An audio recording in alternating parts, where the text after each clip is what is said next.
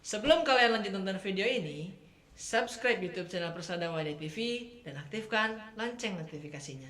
Jangan lupa like, comment, and share ke seluruh dunia. Persada Jaya, Persada Mendunia. Assalamualaikum warahmatullahi wabarakatuh. Assalamualaikum warahmatullahi wabarakatuh. Innal hamdalillah nahmaduhu wa nasta'inuhu wa nastaghfiruh wa na'udzu billahi min shururi anfusina wa min sayyiati a'malina. May yahdihillahu fala mudhillalah wa man yudhlilhu fala hadiyalah. Asyhadu an la ilaha illallah wa asyhadu anna Muhammadar Rasulullah.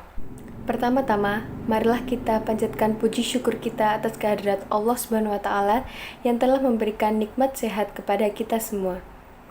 Yang kedua kalinya, selawat serta salam tetap kita haturkan kepada junjungan kita Nabi besar Muhammad sallallahu alaihi wasallam.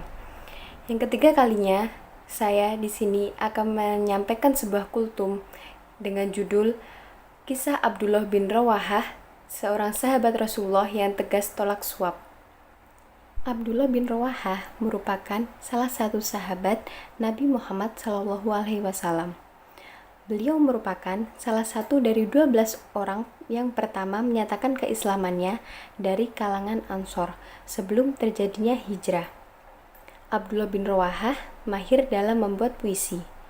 Nabi Muhammad SAW sangat menyukai dan menikmati rangkaian kata-kata dalam syair yang telah dibuat olehnya.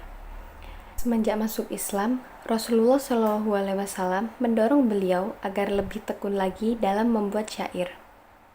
Kemampuan membuat syairnya tersebut ia baktikan untuk kejayaan Islam. Tak hanya dikenal sebagai seorang penyair, Abdullah bin Rawahah juga merupakan sosok yang jujur dan juga tegas.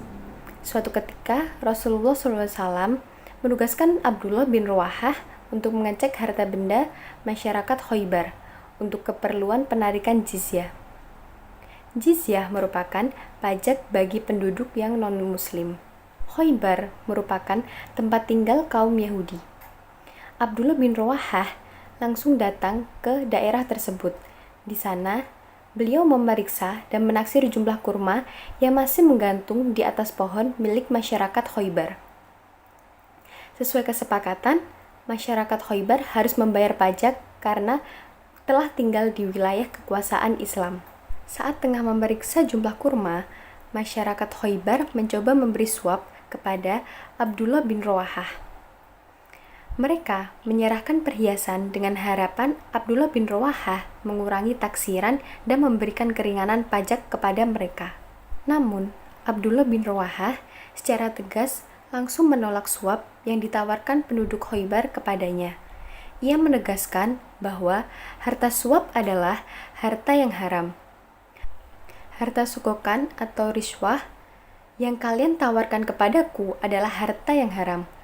Kami tidak akan memakannya, tegas Abdullah bin Rawahah. Abdullah bin Rawahah mengikuti setiap pertempuran dalam membela Islam. Saat perang Mu'tah yang melawan bala tentara Romawi yang hampir mencapai 200.000 orang tersebut, ia berdiri di barisan yang paling depan pasukan Muslim. Waktu itu, Zaid bin Harizah sebagai panglima perang yang pertama telah gugur.